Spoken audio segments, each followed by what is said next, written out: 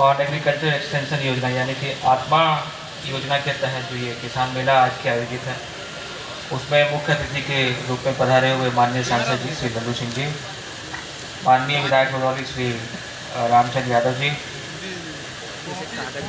Bharatiya Janata party के जिला अध्यक्ष श्री संजीव सिंह जी, सभी हमारे मंचासीन अतिथिगण पूछ लीजिएगा और जनपद के गांव से, विभिन्न गांवों से, कोने कोने से पधारे हुए हमारे सभी कृषक भाई और हमारी बहनें, आप सबका मैं आज के इस कार्यक्रम में स्वागत करता हूं।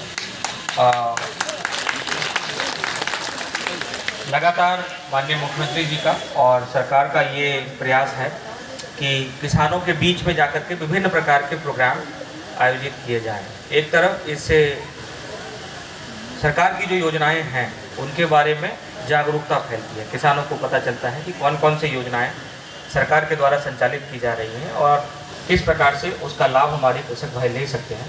ये सरकार का प्रयास है कि अधिक से अधिक विभिन्न अंचलों में जाकर के, आपने देखा होगा पिछले दिनों विभिन्न विकास खंडों पर भी इस तरह के कार्यक्रम आयोजित हुए थे और जिसमें आप सबको प्रतिभाग करने का बारी बारी से अवसर मिलता है।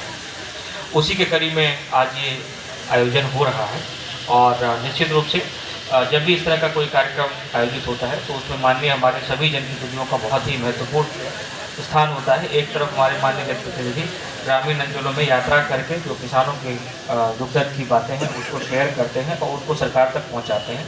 एट द सेम टाइम अगर कहीं कोई गलती हो रही होती तो उसमें भी आपका बहुत ही महत्वपूर्ण मार्गदर्शन प्राप्त होता है। अगर मैं सरकार की योजनाएं गिनाने लगूंगा तो बहुत समय लगेगा, मैं उतना समय नहीं लेना चाहता हूँ, लेकिन तथापि बहुत ही संक्षेप में जो कुछ इम्पोर्टेंट काम इधर हुए हैं उनका मैं ज़रूर चर्चा करूँगा। सबसे पहले क्योंकि माननीय मुख्यमंत्री जी का और सरकार का बहुत ही इस बात का जोर है कि किसान जो है वो नंबर 1 प्रायोरिटी पे है, किसानों की योजनाओं को बहुत ही तेज़ गति से लागू किया जाए। उसका उदाहरण हमें इस बात में देखने को मिला कि जब सरकार की पहली कैबिनेट बैठक हुई उसी वक्त 86 लाख किसानों के जो ऋण को माफ़ किया जाना था उसके लिए योजना उसमें पास की गई और उसमें लगभग 36 लाख करोड़ रुपए जो है उसमें व्यय हुआ था और 86 लाख कृषकों को सबसे पहले उसमें फ़ायदा पहुंचा था। उसमें हमारे जनपद के भी जो है काफ़ी अधिक संख्या में कृषक उसमें लाभान्वित हुए थे। लगभग 62,197 कृषक जो है उसमें लाभान्वित हुए। अभी एक जो लगातार जिस योजना को धीरे धीरे और बढ़ाया ही जा रहा है वो प्रधानमंत्री जी का जो किसान सम्मान निधि है, जिसमें मैं समझता हूँ कि 2-2 हज़ार रुपये की किस्त 3 बार दी जाती है, 3 बार दी जाती है, ये साल में दी जाती है। इसमें हमारे जनपद में अब तक 3,67,724 यानी कि लगभग 3,70,000 किसानों को हमारे जनपद में इसका लाभ हो चुका है। एक बहुत ही जोर माननीय मुख्यमंत्री का इस बात पर रहता है कि जो भी किसान की फसल है, चाहे धान है, चाहे गेहूं है, चाहे गन्ना है, उसका क्रय जो है, उसको जो खरीदने की व्यवस्था है वो बहुत ही व्यापक होनी चाहिए, समय से होनी चाहिए और उसका भुगतान सीधे किसानों के खाते में होना चाहिए, वो किसी बिचौलिए के हाथ से नहीं होना चाहिए। इसमें बहुत ज़्यादा प्रगति पिछले दिनों हुई है। चाहे आप गन्ना क्रय का देखेंगे तो पिछले सेशन का कोई भी एक भी रुपया जनपद में बकाया नहीं है किसी भी किसान का। ऐसे ही गेहूं क्रय बहुत अधिक संख्या में 12,604 कृषकों ने जो इस साल मार्च अप्रैल में गेहूं की फसल हुई उसमें उन्होंने अपना गेहूं विक्रय किया। और धान क्रय अगर पिछले साल का देखें तो हमारा 55,000 मीट्रिक टन का लक्ष्य था और वो लक्ष्य समय से पूर्व में प्राप्त हो गया था। लेकिन कितना खरीदा हम लोगों ने?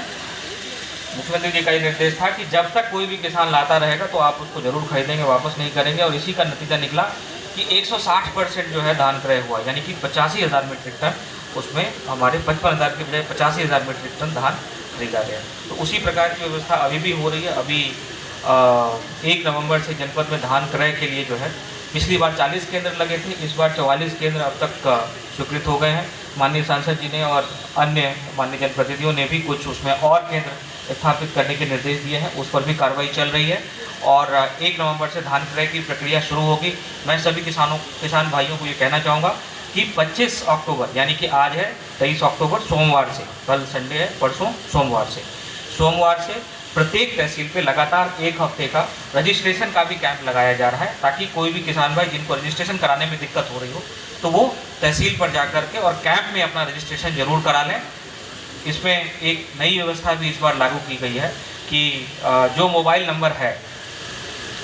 नंबर आधार कार्ड और बैंक अकाउंट ये सब एक साथ सीडेड होना चाहिए, ताकि किसी भी गलत खाते में पैसा ना चला जाए और बिचौलिए इसका लाभ ना ले लें। इस बात पर बहुत ही माननीय मुख्यमंत्री जी का जोर है, उसी में ये व्यवस्था लागू की गई है। तो अगर किसी किसान भाई का मोबाइल नंबर उनके खाते में सीड नहीं है या उनका मोबाइल नंबर आधार से सीड नहीं है, तो ये भी अगर दिक्कत है तो वो भी कैंप पे जाकर के वो अपना ठीक करा सकते हैं। इसकी व्यवस्था की गई है। मैं सभी किसान भाइयों से आग्रह करूँगा कि इसमें ज़रूर इसका लाभ आप जरूर ले लें।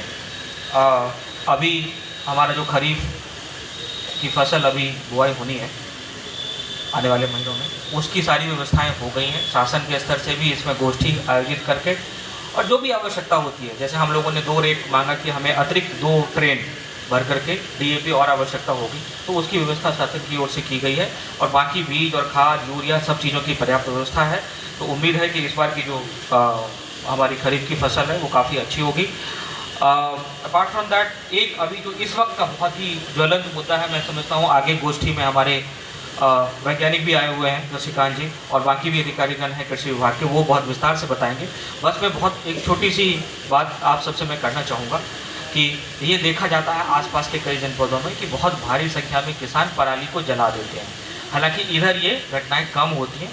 पिछले साल अयोध्या जनपद में बहुत इस तरह की घटना नहीं हुई थी, लेकिन 2-4 हुई थी काफ़ी, और जो हुई थी 3 या 4 घटनाएँ हुई थी, उसमें मुकदमा दर्ज कराना पड़ा था और उसमें दंड देना पड़ता है। तो आप सब लोगों से ये निवेदन है कि आप कतई पराली न जलाएं। पराली पूरब में तो हमेशा से ये रहा है कि उसको काट के ले जाते हैं, पशुओं को चारा के रूप में खिलाते हैं, या ठंड में उसके नीचे बैठने के लिए डालते हैं, या छप्पर पे डालते हैं, जो भी करते हैं। तो पराली को वैसे ही अगर हम हटाएंगे, जलाएंगे नहीं, तो बहुत अच्छा होगा। इससे जब हम पराली को जलाते हैं तो इससे भूमि की उर्वरा शक्ति बहुत नष्ट हो जाती है। ये हमारे हमारे वैज्ञानिक जो हैं वो आपको बहुत ही विस्तार से समझाएंगे। मेरा आप सबसे अनुरोध यही होगा कि आप पराली बिल्कुल ना जलाएं। अगर आपको पराली ना ही काटना हो तो हमारे जो कृषि विभाग के जो हमारे सहायक हैं, जो गांव-गांव जाते हैं, उनको आप सूचित कर दें। हम लोग कोशिश करेंगे कि ऐसे अवशेष पराली को कटवा करके उसको जो गोवंश आश्रय स्थल है उसमें हम चारे के रूप में उसको प्रबंध कर लें। अगर इसमें कोई खर्चा आता है तो वो भी ग्राम पंचायत की ओर से या पशुपालन विभाग की ओर से उसका व्यय वहन कर लिया जाएगा। लेकिन आप सब लोगों से अनुरोध होगा कि पराली कतई भी एक भी डंठल जो है उसको जलाए ना। ये मेरा आप सब लोगों से बहुत ही विशेष इसमें अनुरोध होगा। कृषि यंत्रण की चूँकि जैसे जैसे हल बैल का प्रयोग कम हो रहा है, वैसे वैसे पराली की उपयोगिता जो है किसानों को कम समझ में आती है। तो इसमें जो है कैसे हम लोग पराली को खाद के रूप में ही प्रयोग कर लें, इसके लिए कृषि में यंत्रीकरण बहुत जरूरी है, यानी कि यंत्रों का बहुत प्रयोग जरूरी है। बस मैं इतना कहूँगा कि काफ़ी योजनाएं हैं, मैं देख रहा हूँ, संख्या अगर गिनाना चाहूँगा तो सबमिशन ऑन एग्रीकल्चरल मैकेनाइजेशन में 452 किसानों को यंत्र मिलना है, उनके टोकन हो गए हैं। और ऐसे ही जो कस्टम हायरिंग सेंटर होता है उसमें 24 समूहों को उसका लाभ मिलना था, उसके टोकन जारी हो गए हैं। ऐसे और भी बहुत सारी योजनाएं हैं जिसमें यंत्र दिया जा रहा है। बस मैं सरकार माननीय मुख्यमंत्री जी की प्रायोरिटी इस बात से आपको इंगित करूंगा कि अब पहले की तरह नहीं है कि भाई हमने जिसको चाहे मीटिंग करके उसको दे दिया। अब सब कुछ पारदर्शिता के साथ पहले आओ पहले पाओ की नीति के तहत हो रहा है। जिस किसान भाई ने अपना पहले टोकन जनरेट कर लिया उसका हो गया, इसमें किसी का हस्तक्षेप नहीं है, कोई अधिकारी इसको चेंज नहीं कर सकता है। बहुत ही पारदर्शिता के साथ, और पूरी जो सब्सिडी है वो किसान के सीधे खाते में जा रही है। कोई चेक आपको लेने के लिए चक्कर नहीं लगाना है, किसी के आगे पीछे नहीं करना है। तो माननीय मुख्यमंत्री जी का, सरकार का, सभी जनप्रतिनिधियों का बहुत ज़्यादा इसमें यह है कि किसान भाइयों की सारी योजनाएं सुगमतापूर्वक चले। मैं सरकार के प्रतिनिधि के तौर पर यही आप सबसे कह सकता हूँ कि हम लोग लगातार प्रयास करते हैं, सारे कार्यक्रमों में अभिधान क्रय का कार्यक्रम आ रहा है, यही प्रयास करते हैं कि पूर्ण पारदर्शिता के साथ जितना अधिक से अधिक किसानों को लाभ पहुंचाया जा सके। वो जरूर प्रयास अभी भी है, आगे भी रहेगा। इस बात के लिए मैं आप सब लोगों को आश्वस्त करता हूँ। आप सब लोग आज के इस गोष्ठी में, इस मेले में पधारे, जरूर सभी जो हमारे स्टॉल हैं उनका दर्शन जरूर करिएगा। और आप सबको एक बार पुनः धन्यवाद देते हुए, आप सबका स्वागत करते हुए मैं अपनी बात खत्म करूँगा। बहुत बहुत धन्यवाद। जय हिंद।